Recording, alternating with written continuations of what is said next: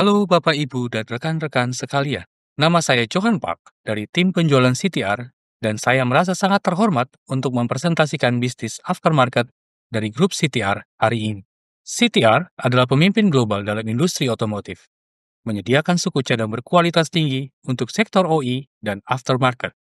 Dalam presentasi ini, saya akan memperkenalkan visi perusahaan kami, kemampuan manufaktur kami yang kuat, produk kami, dan komitmen kami terhadap kepuasan pelanggan. Mari kita mulai dengan pengenalan singkat tentang grup CTR. Presentasi ini akan membahas gambaran umum perusahaan kami dan pendorong utama dari CTR. Grup CTR memiliki sejarah panjang yang dimulai oleh pendiri kami, Hizon Kang, yang membuka Sheila Machinery Store di Busan. Dari awal yang sederhana ini, kami telah berkembang menjadi pemimpin global dalam mobilitas. Pertumbuhan kami didorong oleh komitmen terhadap inovasi, khususnya di bidang suku cadang otomotif, transformasi digital, dan energi terbarukan. Kami memprioritaskan mobilitas yang merupakan inti dari bisnis kami, bersama dengan keamanan yang merupakan core value kami. Grup CTR telah membangun kehadiran global yang kuat, beroperasi di 11 negara dengan 30 lokasi, termasuk pabrik dan kantor pemasaran. Kami didukung dengan hampir 2.000 karyawan berdedikasi yang semuanya berkontribusi pada misi kami untuk meningkatkan mobilitas melalui produk berkualitas.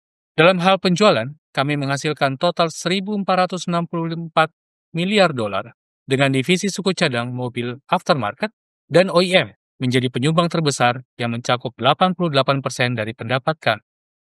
Dalam hal penjualan, kami menghasilkan total 1.464 miliar dolar dengan divisi suku cadang mobil aftermarket dan OEM menjadi penyumbang terbesar yang mencakup 88% dari pendapatan kami. Divisi bisnis kami yang beragam menghasilkan penjualan signifikan dengan sektor suku cadang otomotif sebagai penyumbang terbesar yang menunjukkan komitmen kami terhadap kualitas dan inovasi di industri otomotif.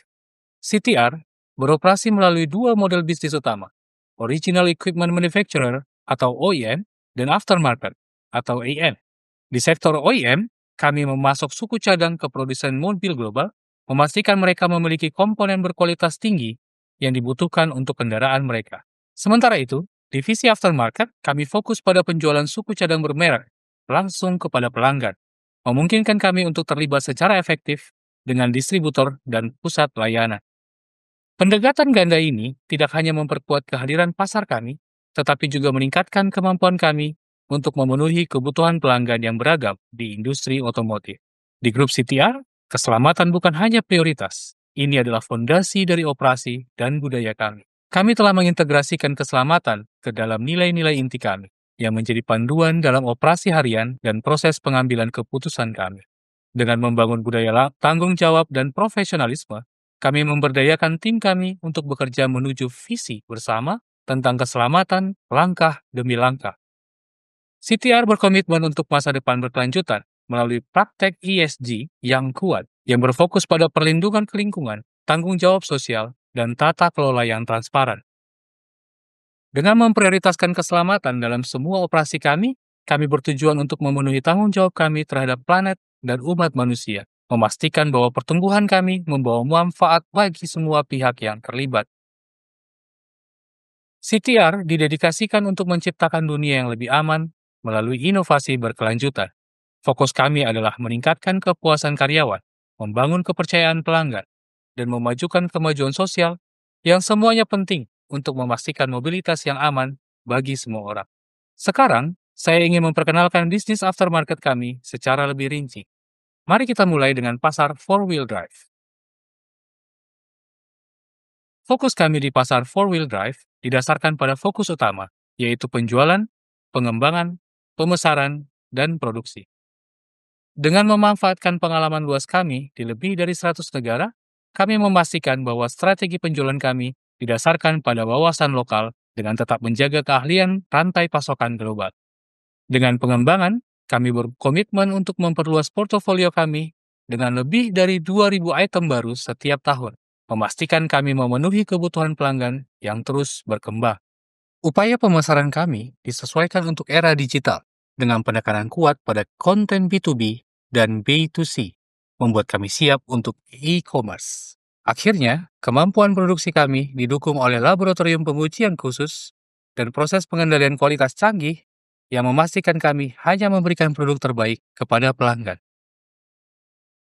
Grup CTR telah berkembang dari toko suku cadang mobil kecil menjadi pemimpin global dalam mobilitas, menekankan inovasi di berbagai sektor.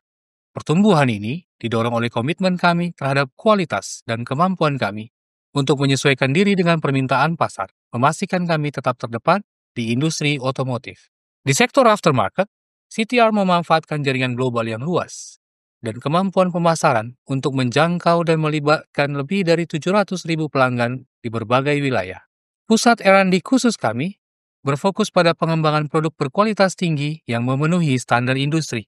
Sementara kapasitas produksi kami memungkinkan kami memproduksi hingga 2.000 suku cadang baru setiap tahun.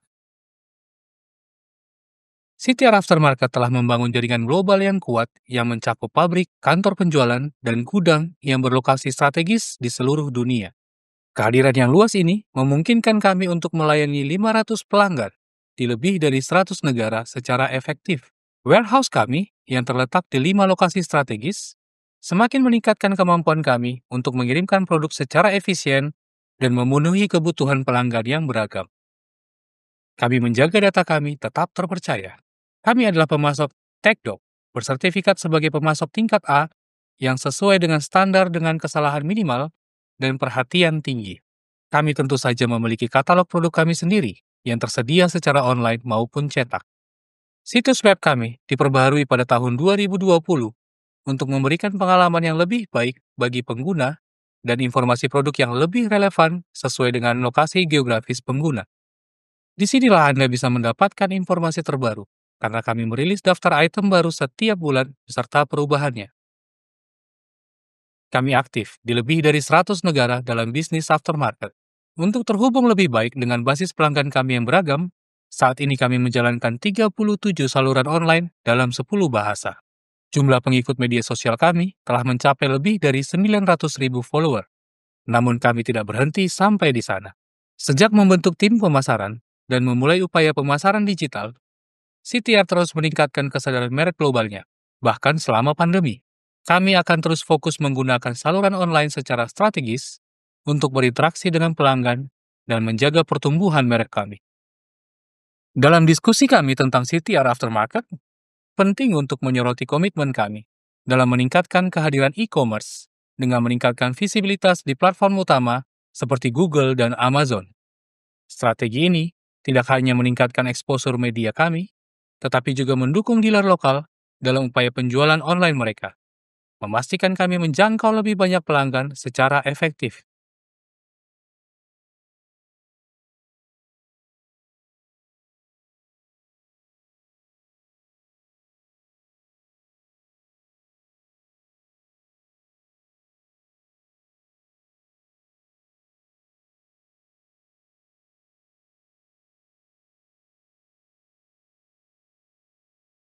CTR Aftermarket menawarkan berbagai produk dengan lebih dari 9.600 SKU.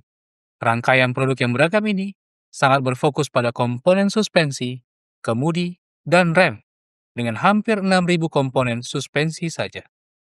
Setiap tahun, kami memperkenalkan lebih dari 2.000 SKU baru untuk memenuhi kebutuhan pasar global yang beragam, memastikan kami tetap unggul dalam pengembangan produk dan inovasi. Selain itu, produk kami dirancang agar kompatibel, yang memungkinkan kami mendukung hingga 34 merek kendaraan yang berbeda. Fleksibilitas ini tidak hanya memperluas jangkauan pasar kami, tetapi juga memastikan bahwa pelanggan dapat menemukan suku cadang yang tepat untuk kebutuhan mereka. CTR menawarkan lebih dari 9.600 SKU, dengan fokus utama pada model mobil Korea dan Jepang.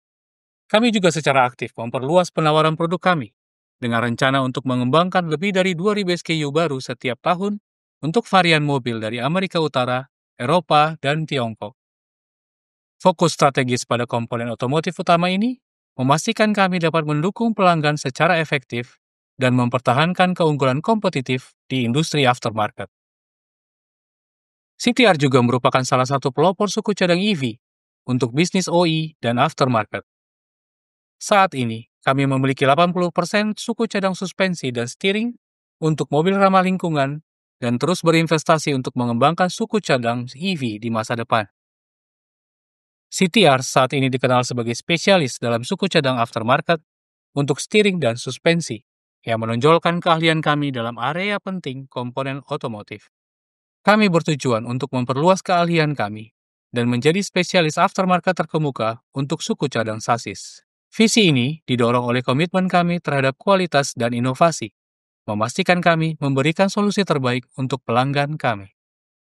Saat kami terus berkembang, kami akan terus berinvestasi dalam kapabilitas kami untuk mendukung tujuan ini dan memberikan nilai yang luar biasa kepada mitra kami. CTR telah membuat kemajuan besar dalam memperluas portofolio produknya dengan fokus khusus pada kendaraan Korea dan Jepang. Dengan total 6.600 SKU yang didedikasikan untuk pasar ini, kami akan memperkenalkan 1.000 SKU baru untuk komponen steering dan suspensi, serta 1.000 SKU tambahan untuk komponen sasis lainnya.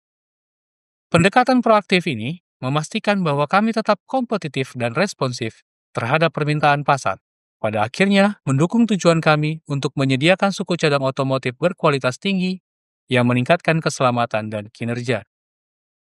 Kami memahami bahwa menjaga citra merek yang premium sangat penting untuk kesuksesan dan kepercayaan pelanggan kami.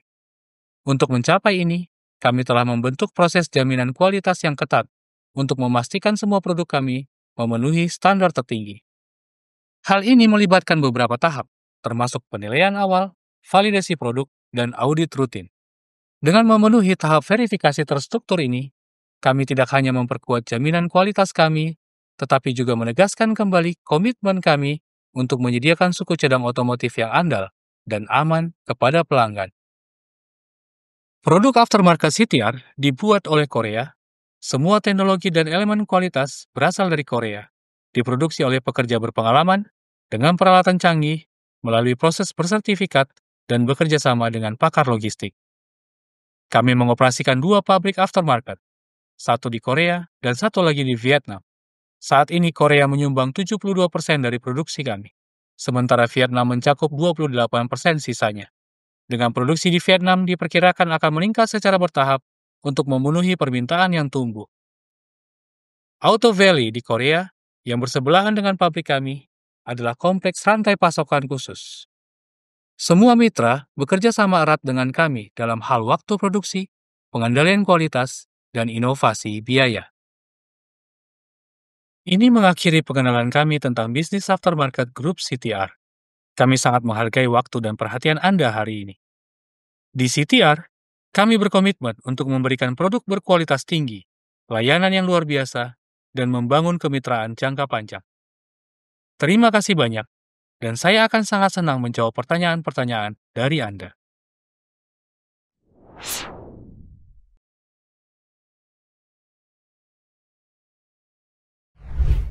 Halo semuanya, selamat datang di seminar teknis CTR.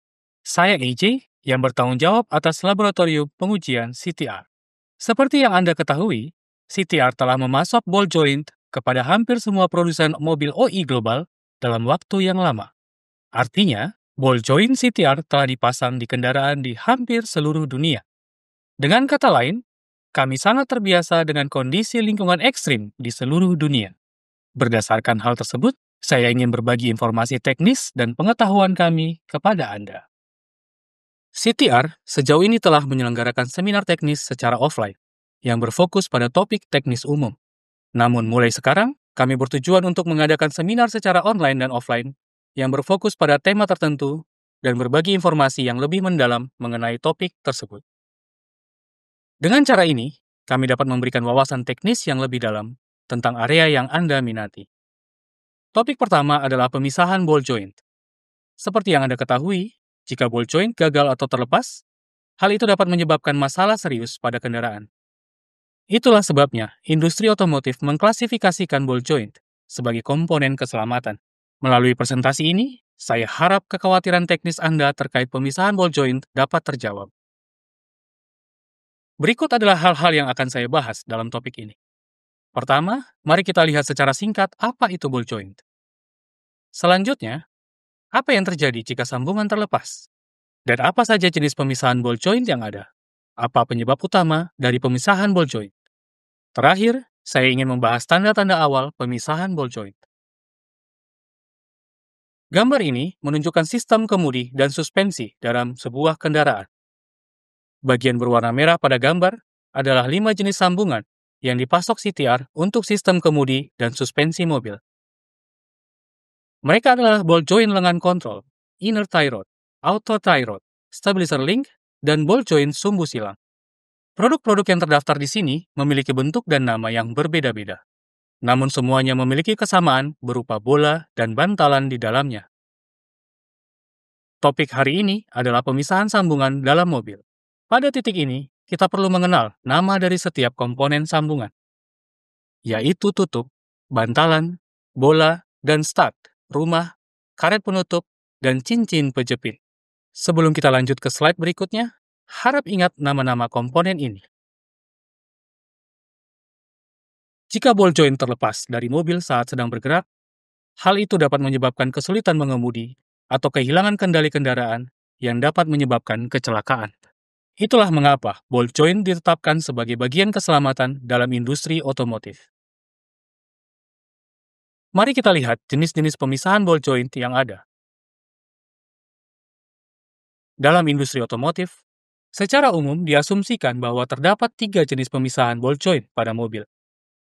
Video di sebelah kiri menunjukkan bahwa stud bola bergerak melebihi stud miring operasi dan terlepas dari rumahnya. Yang di tengah menunjukkan stud bola yang ditarik lurus keluar dari rumah. Yang di kanan menunjukkan stud bola yang patah akibat tekanan siklik dinamis. Dalam slide berikutnya, kita akan melihat bukti yang tersisa untuk ketiga mode kegagalan tersebut.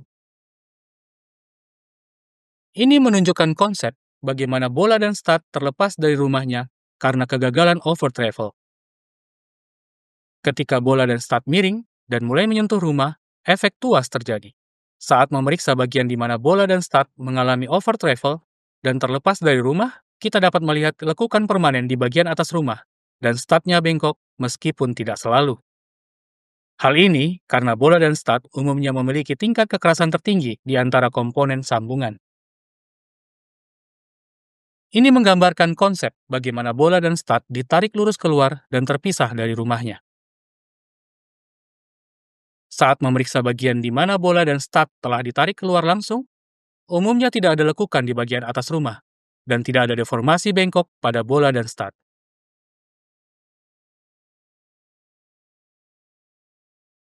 Ini tentang bagaimana bola dan stud patah akibat tekanan siklik dinamis. Saat kita memeriksa mode kegagalan umum, tidak ada kelekukan di bagian atas rumah dan tidak ada pembengkokan pada bola dan stud. Bagian tersebut hanya patah. Ini adalah mode kegagalan khas akibat kelelahan tekanan siklik dinamis. Sekarang, mari kita ulas kembali mode kegagalan sebelumnya. Jika kita mengingat perbedaan di antara mode kegagalan ini, kita dapat langsung mengetahui apa yang terjadi. Tampilan luar kadang memberi kita petunjuk tentang jenis pemisahan yang terjadi. Sekarang, mari kita pelajari penyebab utama dari pemisahan ini. Ada 2 penyebab utama mengapa stud bola mengalami over travel. Untuk kasus stud bola terlepas, ada 2 penyebab utama juga. Sedangkan untuk kerusakan stud bola akibat tekanan siklik dinamis, ada 3 penyebab utama. Sekarang izinkan saya menjelaskan satu persatu secara rinci di slide berikutnya. Ini adalah salah satu penyebab over travel stud bola, yaitu pemasangan dengan nomor bagian yang salah. Misalnya, nomor bagian untuk sisi kanan kendaraan dipasang di sisi kiri atau sebaliknya. Pemasangan nomor bagian yang tidak cocok dapat menyebabkan masalah dalam kondisi operasi maksimum, sistem suspensi, atau kemudi. Karena deformasi permanen pada stud mulai terjadi jika bergerak melewati zona biru pada gambar tengah.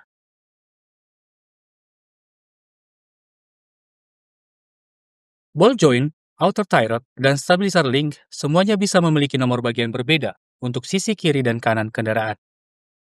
Masalah ini paling sering terjadi pada stabilizer link. Oleh karena itu, pastikan apakah nomor bagian sisi kiri dan kanan kendaraan Anda sama atau berbeda sebelum melakukan pemasangan.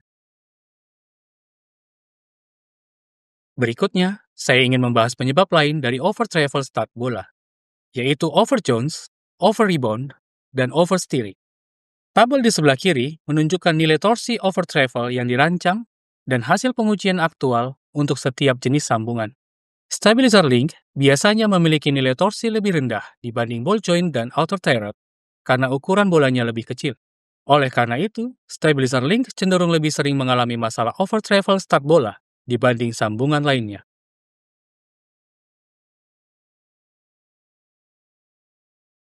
Ini adalah salah satu penyebab start bola tertarik lurus keluar, yaitu beban statis yang berlebihan. Grafik-grafik ini menunjukkan persyaratan dan hasil uji penarikan start bola dari masing-masing jenis sambungan dalam basis data pabrikan OI global. Misalnya, grafik di kiri atas berkaitan dengan ball joint atas. Sumbu X menunjukkan ukuran bola, sumbu Y menunjukkan nilai gaya penarikan. Yang menarik di sini adalah, meskipun ukuran bola meningkat, persyaratan penarikan tidak meningkat secara proporsional. Dengan kata lain, tidak ada peningkatan gaya penarikan di kendaraan nyata, terlepas dari jenis atau berat kendaraan. Hal yang sama berlaku untuk stabilizer link, ball joint cross axis, dan outer tie rod. Namun semuanya memiliki kesamaan berupa bola dan bantalan di dalamnya. Akibatnya, dapat diprediksi bahwa pemisahan start bola karena kelebihan beban sangat kecil kemungkinannya terjadi pada kendaraan nyata. Di sini, saya ingin membahas penyebab lain dari terlepasnya start bola, yaitu keausan berlebihan pada bantalan di dalam sambungan. Video ini menunjukkan awal dari uji daya tahan aus sambungan. Kurva pergerakan akhir sebelum uji daya tahan aus terlihat linear seperti ini, dan dianggap sebagai bagian yang baik. Ketika pengujian daya tahan bagian yang baik selesai, grafik mungkin menunjukkan sedikit lengkungan seperti ini. Masih dianggap baik. Namun jika benda asing atau air masuk ke dalam sambungan, atau kendaraan dikendarai melebihi jarak yang dirancang, kurva pergerakan akhir akan tampak datar di tengah grafik seperti yang terlihat pada gambar. Secara teknis, kami menyebut ini free play, yang dapat menghasilkan suara atau getaran pada kendaraan. Jika kondisi ini dibiarkan terlalu lama tanpa penanganan, start pada akhirnya akan tertarik keluar atau patah. Dengan kata lain, ini bisa terjadi jika pengemudi tidak sempat mengenali berbagai gejala masalah.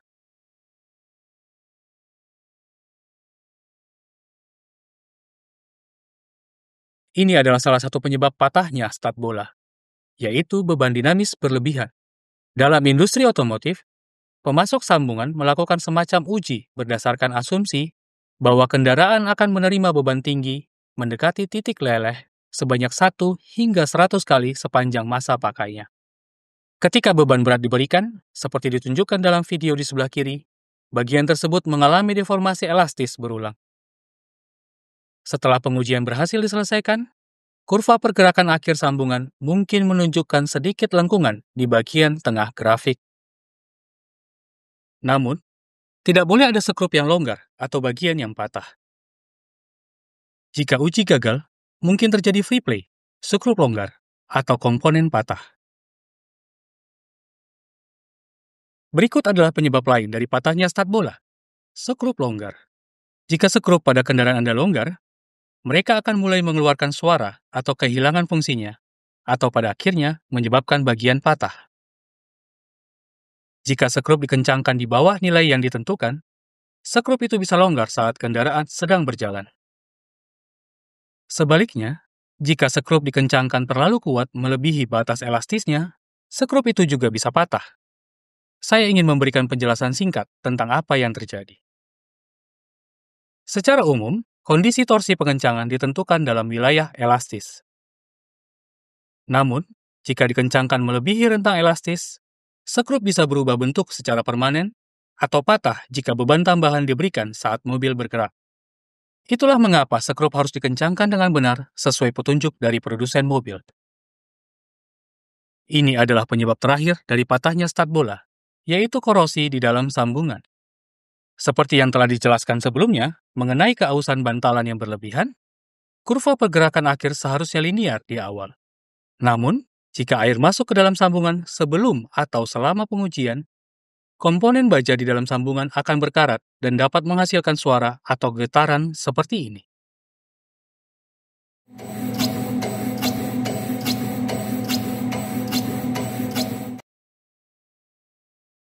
Jika kondisi ini dibiarkan terlalu lama tanpa perawatan, stak pada akhirnya akan tertarik keluar atau patah.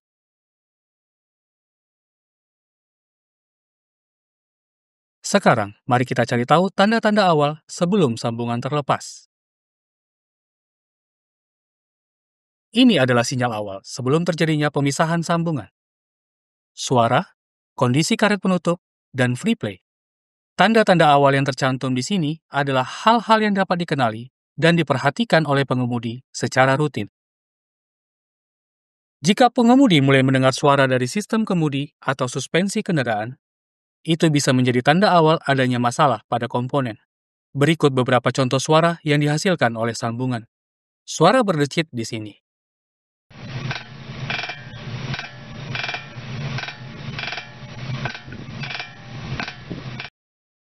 Dalam kenyataannya, suara berdecit ini tidak langsung berasal dari dalam sambungan. Getaran ringan pertama kali terjadi di sambungan. Lalu getaran tersebut diperkuat di bagian-bagian yang terhubung, sehingga menghasilkan suara. Saat kami melepaskan sambungan dari kendaraan dan mengukur torsi gesekannya, sambungan yang bagus akan terlihat seperti ini. Namun sambungan yang berisik akan terlihat seperti ini. Bentuk runcing pada grafik ini menyebabkan getaran di dalam sambungannya, yang kemudian menimbulkan suara di bagian yang terhubung. Sekarang, mari kita dengarkan jenis suara lain. Suara clunk dari stabilizer link.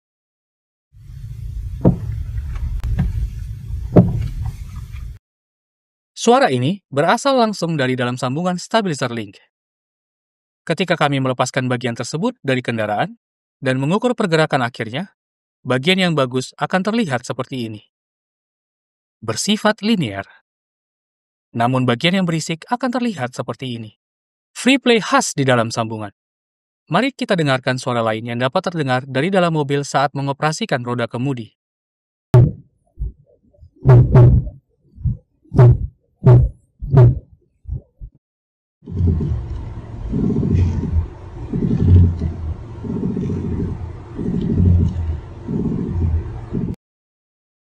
Ini juga disebabkan oleh getaran di dalam sambungan, dan getaran tersebut diperkuat di bagian yang terhubung menghasilkan suara.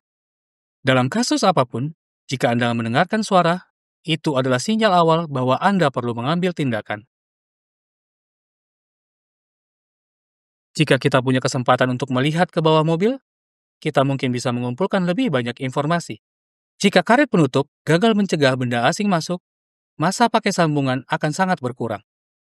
Di sini, saya akan menunjukkan mode kegagalan khas karet penutup sebagaimana diklasifikasikan dalam industri otomotif. Lubang dapat terjadi karena benda keras atau alat. Dampak ini seringkali disebabkan oleh benda yang terpental dari jalan. Namun, kadang-kadang lubang tercipta saat sambungan dipasang ke dalam mobil.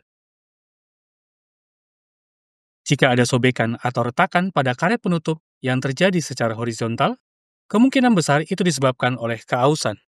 Saat bola dan stak di dalam sambungan bergerak berulang kali dalam arah miring, karet penutup akan aus karena kontak dengan karet itu sendiri atau dengan rumah ball joint. Jika karet penutup sobek dalam bentuk kompleks seperti ini, kemungkinan desain karet penutupnya buruk. Saya akan tunjukkan mengapa itu merupakan desain yang buruk di slide berikutnya. Video di bagian atas menunjukkan seperti apa karet penutup yang baik saat dipasang pada bagian pasangannya. Bentuk karet penutup yang baik terlihat halus setelah dirakit ke bagian pasangannya, dan tampaknya mengandung jumlah udara yang tepat. Dan video di bagian bawah menunjukkan seperti apa karet penutup yang buruk saat dipasangkan ke bagian pasangannya. Apakah Anda melihat perbedaan antara bagian yang baik dan yang buruk? Karet penutup yang buruk menjadi kusut dan terdistorsi setelah dirakit dengan bagian pasangannya. Apa yang akan terjadi jika saya mengemudikan mobil dengan bagian yang buruk ini terpasang? Sekarang, mari saya tunjukkan apa yang terjadi. Produsen mobil dalam industri otomotif memiliki persyaratan uji simulasi lingkungan mereka sendiri. Saat sambungan bergerak, suhu atmosfer berfluktuasi antara suhu sangat rendah dan sangat tinggi, dan air bercampur lumpur dan garam disemprotkan secara berkala ke sambungan. Berikut adalah contoh hasil uji simulasi lingkungan yang dilakukan oleh produsen mobil di Amerika Utara. Karet penutup dengan bentuk bagus tampak tidak mengalami kelainan yang terlihat sampai uji hari ke-17 selesai. Namun, karet penutup dengan bentuk buruk ditemukan sobek pada hari kedua. Dengan kata lain, jika bentuk karet penutup buruk saat dipasang, masa pakainya berkurang menjadi kurang dari 1/10. Terakhir, ini tentang free play sebagai tanda awal pemisahan sambungan. Jika Anda dapat mengangkat kendaraan menggunakan peralatan tertentu, Anda bisa mencoba menggoyangkan roda. Jika Anda merasakan celah saat menggoyangkan roda dari sisi ke sisi atau atas ke bawah, kemungkinan itu salah satu dari dua hal, free play di dalam sambungan atau skrup longgar. Jika kita mengambil sambungan yang memiliki free play dan melakukan pengujian di laboratorium, hasilnya adalah sebagai berikut. Jika free play tidak disebabkan oleh kelonggaran pengikat, maka kemungkinan besar ada celah antara bola dan bantalan di dalam sambungan. Hampir tidak ada torsi gesekan seperti grafik ini, yang menunjukkan end-play bebas yang khas. Free play ini kemungkinan besar akan berkembang menjadi suara. Di sisi lain, bagian yang bagus masih memiliki beberapa nilai torsi gesekan, dan pergerakan akhirnya linear atau mendekati linear pada grafik. Sekarang mari kita ulas kembali apa yang saya bicarakan hari ini. Ada 3 jenis pemisahan sambungan. Over travel, ditarik lurus keluar, dan patah karena tekanan siklik dinamis. Kita bisa memperkirakan penyebab utamanya berdasarkan jenis pemisahan sambungan. Saya telah membahas tentang adanya tanda lekukan pada bagian atas rumah dan pembengkokan pada stud. Kita harus memasang sambungan dengan nomor bagian yang benar. Kita harus memeriksa apakah nomor bagian sisi kiri dan kanan kendaraan berbeda sebelum pemasangan. Skrup harus dikencangkan dengan nilai yang benar sesuai petunjuk. Skrup tidak boleh terlalu kencang maupun terlalu longgar. Bentuk karet penutup yang tidak normal harus diperbaiki. Segera ambil tindakan jika bentuk karet penutup terlihat kusut atau terdistorsi pada mobil. Pemisahan sambungan dapat dicegah melalui pengamatan berkala, dengan memantau suara, kondisi karet penutup, free play, dan sebagainya. Anda bisa menghindari skenario terburuk. Itulah semua yang saya miliki untuk topik ini. Terima kasih. Dalam topik ini, saya akan membahas kekuatan desain dari CTR. Tahun lalu, kami melakukan survei dengan pelanggan di seluruh dunia untuk memahami minat teknis mereka. Lebih dari 100 pelanggan berpartisipasi, dan kami menemukan bahwa minat teknis yang paling populer adalah perbandingan antara CTR dan pesaingnya. Karena keterbatasan waktu, sulit untuk membagikan data perbandingan secara rinci di sini.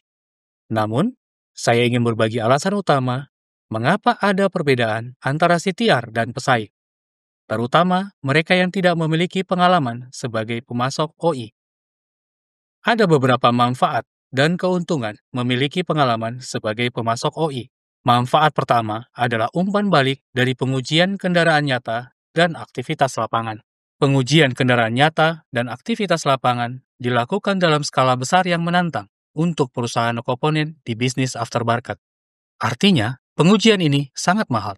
Namun, umpan balik dari pengujian kendaraan nyata dan aktivitas lapangan memungkinkan perbaikan yang praktis. Umpan balik ini memberikan kesempatan berharga untuk meningkatkan desain ball joint, proses manufaktur, dan sistem manajemen kualitas. Manfaat kedua adalah akses ke informasi detail ball joint dari kolaborasi skala besar. Seperti yang Anda tahu, sebuah kendaraan terdiri dari puluhan ribu komponen. Ball joint hanyalah salah satu dari bagian-bagian itu. Memahami informasi dan persyaratan yang diterima ball joint serta peran yang harus dimainkannya adalah hasil kerjasama antara produsen mobil, pemasok tier 1, tier 2, dan tier 3. Melalui kolaborasi dan riset skala besar, persyaratan ball joint menjadi sangat presisi dan tidak menyisakan celah. Wawasan tertentu hanya dapat diperoleh melalui keterlibatan langsung dalam pasokan OI. Penting sekali untuk memahami setiap kata dan setiap persyaratan dari A sampai Z, tidak hanya dari sistem suspensi, tetapi juga dari keseluruhan kendaraan. Saya rasa ini bukan hal yang bisa ditangani oleh satu perusahaan komponen aftermarket sendiri. Keuntungan ketiga adalah pengalaman global yang beragam. CTR telah memasok ball joint dan bekerja sama tidak hanya dengan satu atau dua produsen mobil, tetapi hampir semua produsen mobil global. Misalnya, GM, Ford, Chrysler, Tesla, dan Lucid di Amerika Utara, BMW, Daimler, Land Rover, Jaguar, Renault, Fiat, Peugeot, dan lainnya di Eropa, Hyundai, Kia, KG Mobility, dan Renault Samsung di Korea, serta beberapa produsen Jepang dan Tiongkok. CTR telah mengalami berbagai kondisi lingkungan, jalan, dan gaya berkendara, serta mengumpulkan banyak data, pengetahuan, dan pengalaman dari hal-hal tersebut. Hal ini memungkinkan kami untuk akhirnya menciptakan semacam kitab panduan untuk ball joint. Tanpa pengalaman memasok OI, akan sulit bagi perusahaan komponen aftermarket untuk menangani semua hal ini sendiri. Menurut survei, minat teknis pelanggan yang paling populer kedua adalah tentang suku cadang palsu. Kami tidak memiliki informasi lengkap tentang semua suku cadang palsu di dunia, meskipun kami memiliki beberapa kesempatan untuk memeriksanya tahun lalu. Karena data yang tidak memadai, kami tidak dapat mengatakan bahwa semua suku cadang palsu memiliki masalah yang sama. Tetapi yang telah kami selidiki memiliki beberapa masalah kritis seperti ini. Masalah pertama adalah perbedaan dimensi penting yang sangat signifikan. Beberapa dimensi pada ball joint sangat penting. Misalnya, dimensi taper pada ball stud dan dimensi tertentu pada housing ball joint bersentuhan langsung dengan bagian lain, seperti steering knuckle dan control arm.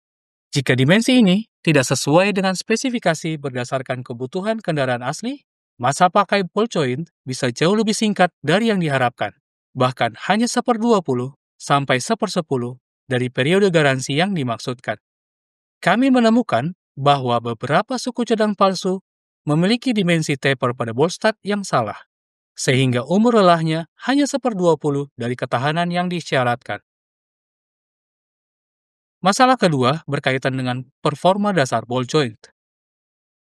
Seperti yang Anda tahu, ball joint adalah komponen penting dari sistem kemudi dan suspensi. Sistem ini mengharuskan ball joint menyediakan sudut operasi yang sesuai. Misalnya, jika sistem membutuhkan sudut kemiringan 28 derajat, tetapi ball joint hanya mendukung 27 derajat, hanya kurang 1 derajat, ball stud dapat bersentuhan berulang kali dengan housing.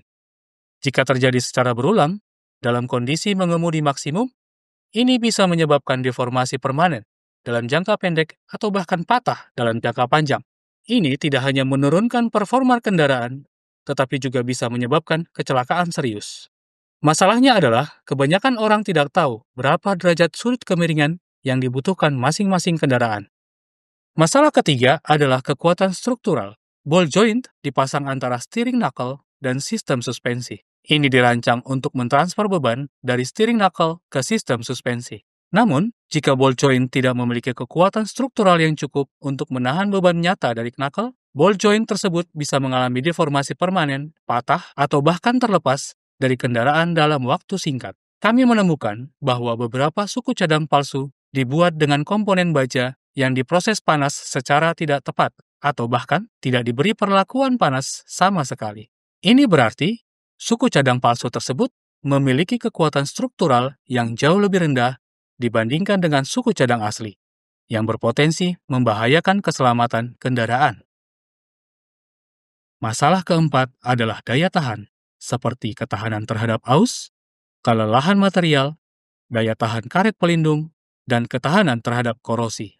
Faktanya, beberapa suku cadang palsu menggunakan minyak gemuk berkualitas rendah di dalam ball joint, yang menyebabkan masa pakai lebih pendek. Selain itu, permukaan bola yang kasar mempercepat keausan serius pada dudukan bola. Bahan baja dengan kadar kotoran tinggi digunakan, yang menyebabkan penurunan daya tahan terhadap kelelahan material. Karet pelindung dibuat dari bahan karet yang salah atau memiliki desain buruk, sehingga kontaminan dapat masuk dalam ball joint dalam waktu singkat. Selain itu, beberapa komponen penting memiliki pelapis anti karat yang tidak memadai, yang secara signifikan mengurangi umur pakai ball joint. Jadi, hal-hal yang saya sebutkan tadi, perbedaan besar dalam dimensi penting, performa dasar, kekuatan struktural, dan daya tahan, sangat penting dalam memilih ball joint, terutama terkait aspek keselamatan dan ketahanan. Namun, dari perspektif pelanggan, mungkin sulit untuk membedakan saat membeli apakah ball joint tersebut memiliki masalah ini atau tidak tanpa pemeriksaan profesional.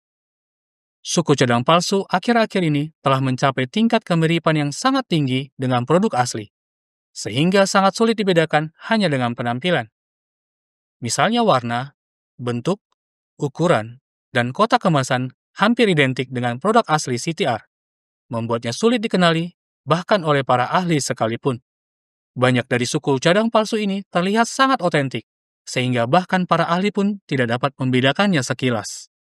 Itulah mengapa kita perlu merumuskan langkah-langkah penanggulangan yang efektif untuk masalah ini.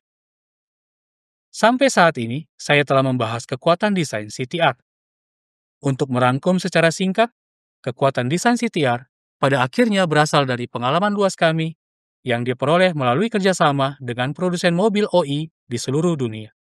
Bahkan, jika saat ini kami tidak memasok ball joint untuk produsen OI tertentu atau model mobil tertentu, itu bukanlah masalah.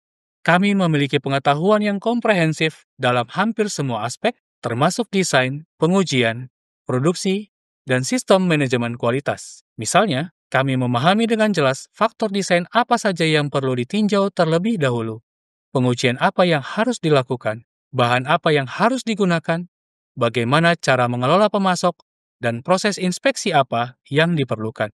Kami juga memiliki pemahaman yang jelas tentang apa yang diharapkan oleh produsen OI global, tanggung jawab yang harus dipenuhi oleh pemasok ball joint, dan tren teknologi ball joint secara global. Karena keterbatasan waktu, saya hanya dapat memberikan gambaran singkat tentang topik yang dibahas dalam sesi ini. Namun, dalam seminar berikutnya, saya akan menyajikan data dan hasil pengujian yang lebih detail membandingkan produk CTR dengan produk pesaing dan suku cadang palsu yang merupakan topik dengan minat teknis yang paling tinggi dari Anda semua. Dengan begitu, Anda mungkin bisa melihat data perbandingan secara rinci mengenai keunggulan CTR dibandingkan dengan pesaing yang tidak memiliki pengalaman OI dan potensi masalah spesifik dari suku cadang palsu.